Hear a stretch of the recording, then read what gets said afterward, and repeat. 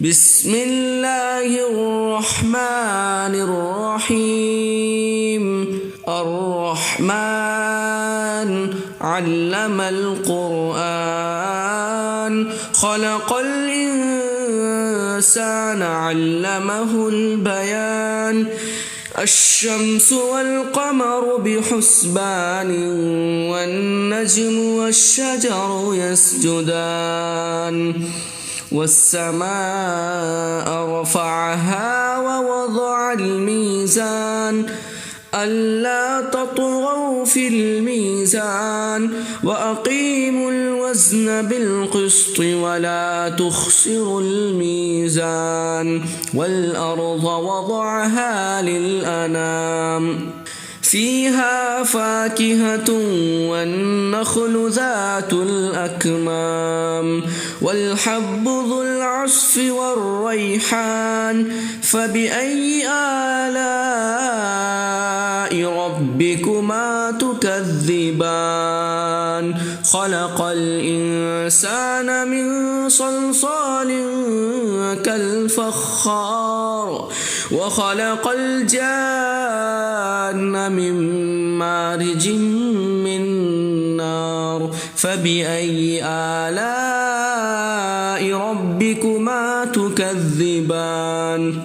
رب المشرقين ورب المغربين. فبأي آلاء ربكما تكذبان؟ مرج البحرين يلتقيان بينهما برزخ لا يبغيان. فبأي آلاء ربكما تكذبان؟ يخرج منهما اللؤلؤ والمرجان. فبأي آلاء ربكما تكذبان؟ وله الجوار المنشآت في البحر كالأعلام. فبأي آلاء ربكما تكذبان؟ كل من عليها فان ويبقى وجه ربك ذو الجلال والإكرام. فبأي آلاء ربكما تكذبان؟ يسأله من في السماوات والأرض كل يوم هو في شأن. فبأي آلاء ربكما تكذبان؟ سنفرغ لكم أيها الثقلان. فبأي آلاء ربكما تكذبان؟ يا معشر الجن والإنس إن استطعتم أن تنفذوا من أقطار السماوات والأرض فانفذوا لا تنفذون إلا بسلطان. فبأي آلاء ربكما تكذبان؟ يرسل عليكما شواظ من نار ونحاس فلا تنتصران. فبأي آلاء ربكما تكذبان؟ فإذا انشقت السماء فكانت وردة كالدهان. فبأي آلاء ربكما تكذبان؟ فيومئذ لا يسأل عن ذنبه إنس ولا جان. فبأي آلاء ربكما تكذبان؟ يعرف المجرمون بسيماهم فيؤخذ بالنواصي والأقدام. فبأي آلاء ربكما تكذبان؟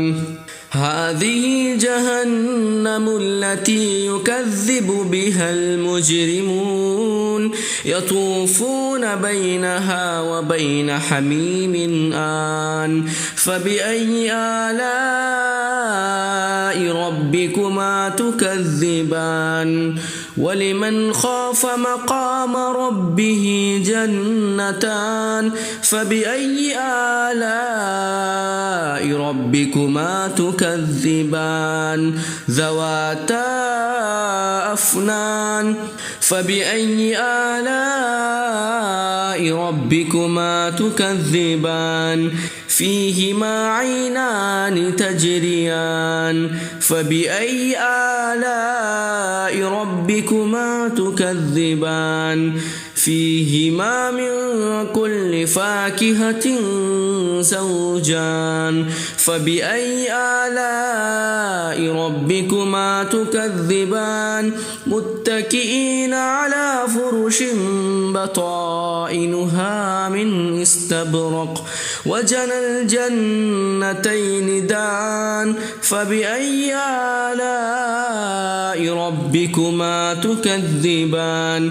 فيهن قاصرات الطرف لم يطمثهن إنس قبلهم ولا جان فبأي آلاء ربكما تكذبان كأنهن الياقوت والمرجان فبأي آلاء ربكما تكذبان هل جزاء الإحسان إلا الإحسان فبأي آلاء ربكما تكذبان ومن دونهما جنتان فبأي آلاء ربكما تكذبان مدهامتان فبأي آلاء ربكما تكذبان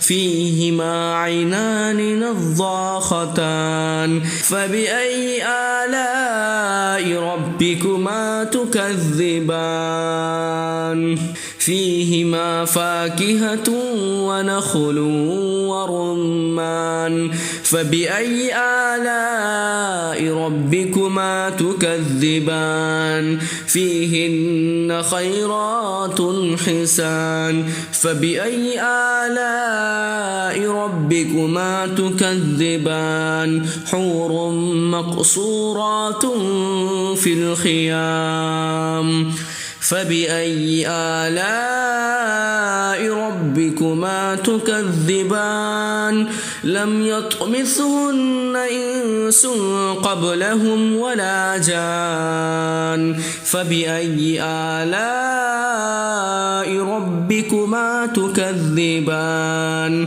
متكئين على رفرف خضر وعبقري حسان فبأي آلاء ربكما تكذبان تبارك اسم ربك ذي الجلال والإكرام.